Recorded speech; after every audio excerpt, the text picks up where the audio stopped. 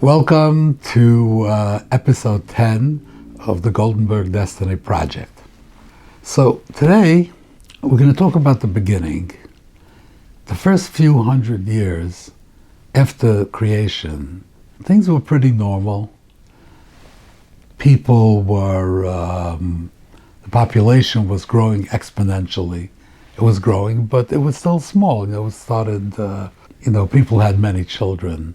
And the children had children, and the population grew, but it was still small, and it was concentrated mostly in Mesopotamia. That means the land between the rivers of the Euphrates and the Tigris in present-day Iraq. That's where most of the people lived.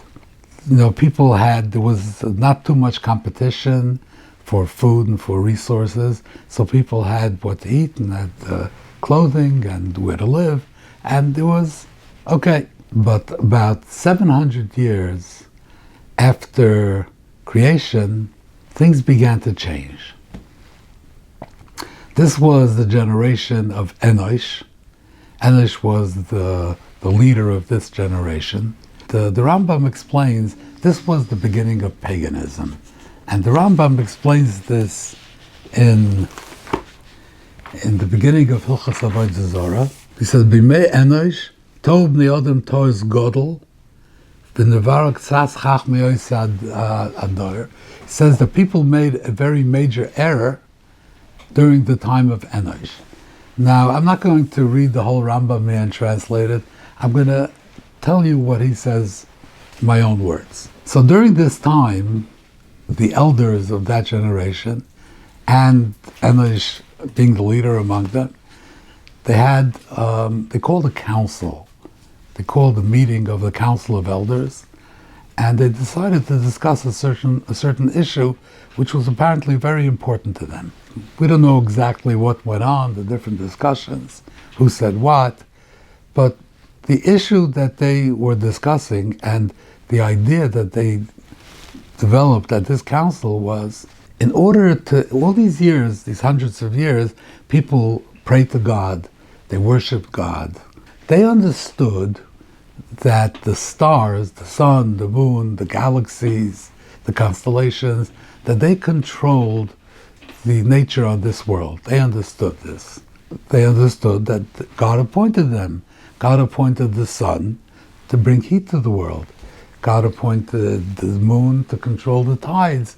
Whatever all the stars did, or what they thought the stars did, God appointed them to do that. That was their job.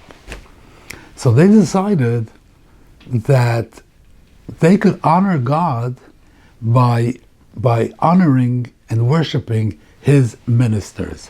All these forces, these stars, the sun, the moon, the stars, these were all royal ministers.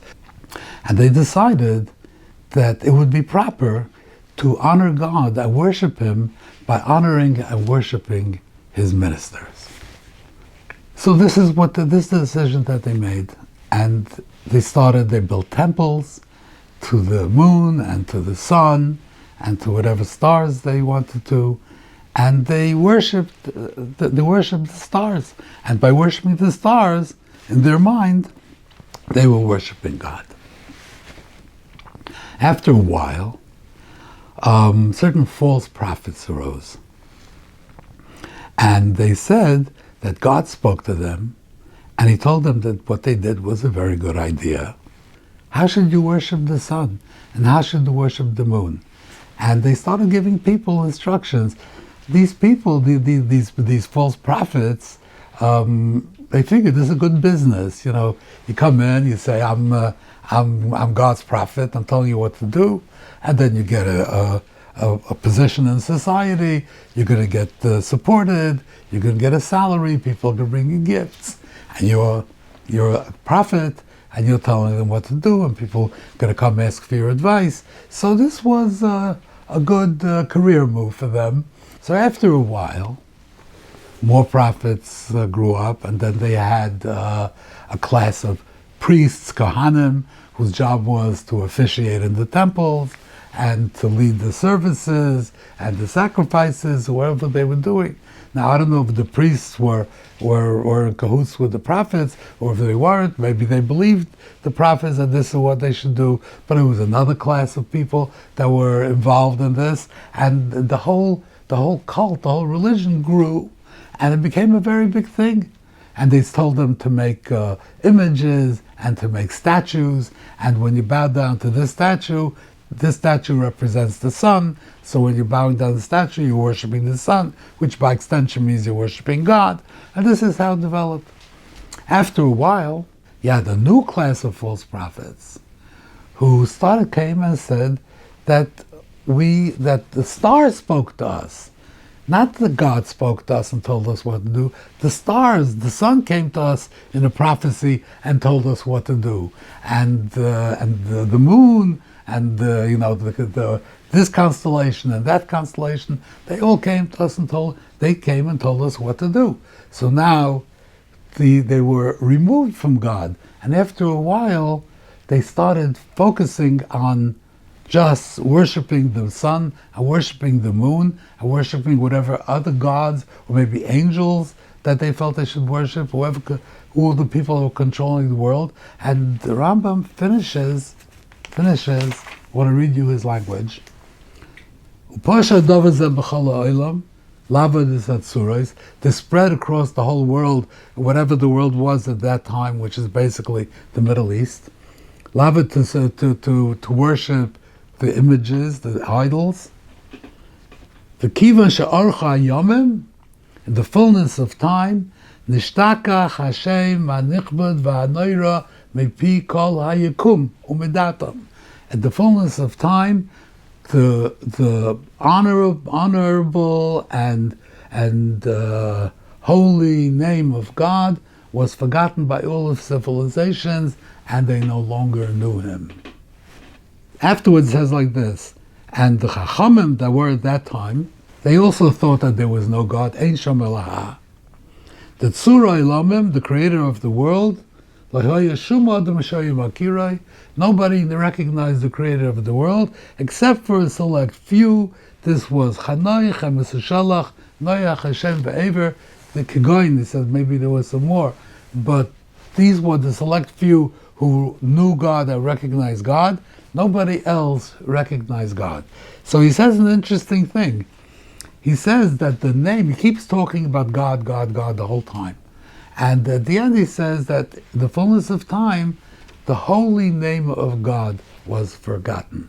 Hashem hanichbad v'hanoira was forgotten. And then he continues to talk about God. What does he mean by this? Hashem hanichbad v'hanoira. Why doesn't he say that in the fullness of time, God was forgotten? The name, the holy name, Hashem hanichbad v'hanoira, nishtakach, was forgotten. What does he mean by this? Let's consider this whole story. What happened? They decided that when you honor the ministers of a king, you honor the king. And this is what God wants. Now, if you go to a king and you honor his ministers, he would probably be pleased. He sends an ambassador to someplace, and they come out with the red carpet and with the band and a motorcade, and the king likes that. He's pleased with that. But how about the king himself? What if he comes? Then nothing. Just the ministers. Doesn't make sense, right? So what was their thought? And why did they think that God wanted this? They said that they understood that this is what God wants. God wants that you should honor him by honoring his ministers. Why would they think such a thing? I think the Rambam in the Moira, again, this is the guide to the guide, which is, I'm not trying to sell books. I just would like you to be able to access this yourself. And if you go on the website, RabbiReinman.com, you could see a good portion of this on the website. You can read it. And there are certain things that it says over here which are very fundamental. It says, and I think it'll point us in a direction to understand what was happening. People can make a mistake. They can have a mistaken notion of something. A person could think that an elephant is deaf. Is an elephant deaf? I don't know. I don't think so. But a person could think he has very big ears. But maybe despite his big ears, he's deaf. Okay, a person thinks like that, and it's a mistake. But the Rambam says that what if you think that an elephant is a creature that has 3 legs and 3 sets of wings, and it looks like a person, and it talks like a person, and sometimes it flies through the air, and sometimes it swims in the ocean, and this is an elephant. So he says, this is not a mistaken notion of an elephant. This is not an elephant. What you're thinking about is not an elephant. I don't know what it is. Some kind of other creature. It's not an elephant. This is what the Rambam says. The Rambam gives this example. I don't remember how many sets of wings the Rambam mentioned, but this is what the Rambam gives an example. So, to have a correct notion about something, you have to have a notion about what it is. So, what do we know about God? What do we know about God? Does he have a body? No, he doesn't have a body. Is he alive? Well, no, the Rambam says that the Tzelem Elokim, a person is made in the image of God, means that he's a living intellect. Just like God is a living intellect, we are also living intellects. In that way, we resemble God. But when we say God is alive, what does that mean? We have no idea of what that means. What does it mean God is alive? It has no resemblance to our life. We have no resemblance to it. We know he's not dead, but when we say he's alive, do you know what it means? No. God is an intellect. So does it mean that, and we have intellect, so does it mean that there's any resemblance to our intellect and God's intellect? No resemblance. God's intellect is not ours, or like Einstein or Super Einstein multiplied 1,000,000 times. That's not God's intellect. God's intellect is something totally different, something to which we have no inkling of what it is. We have no frame of reference. We have no context. We cannot understand what God's intellect is. But we know that he's not ignorant. That we know. So the Rambam says like this. Let me just, if you don't mind, I'll look at the paper because I want to get all of them. The Rambam gives an example. He says, what can we know about God? So the Rambam gives an illustration. He says, a person is told, there are 10 people. The first person is told that there's something called a ship. Nothing else. Okay? That's what he knows. Now a second person is told what the first person was told, but is also told that a ship is not a feature of a different thing. It's a thing in itself. Okay?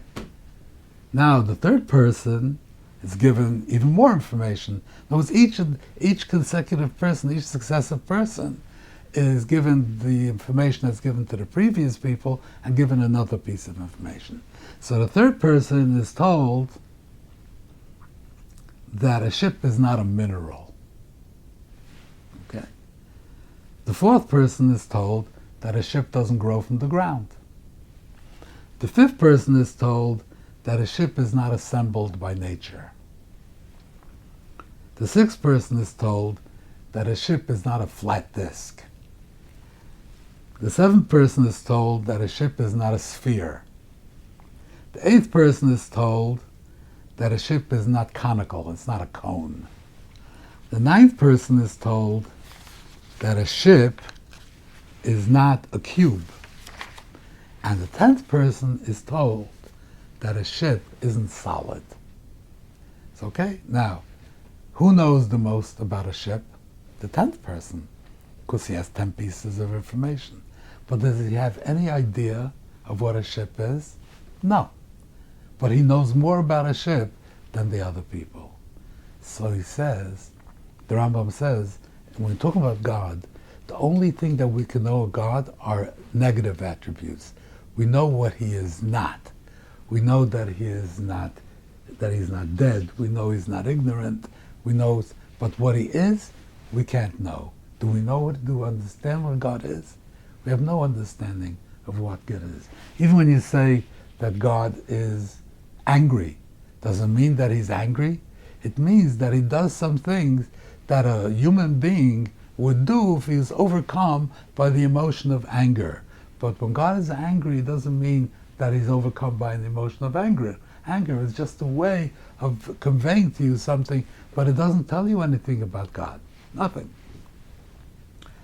Even to say that God is a supreme being is problematic, because a being is something that has contours, that has a shape, that has limits. God is not a being in that sense. God is infinite. He's everything. There's nothing else besides God. God is existence.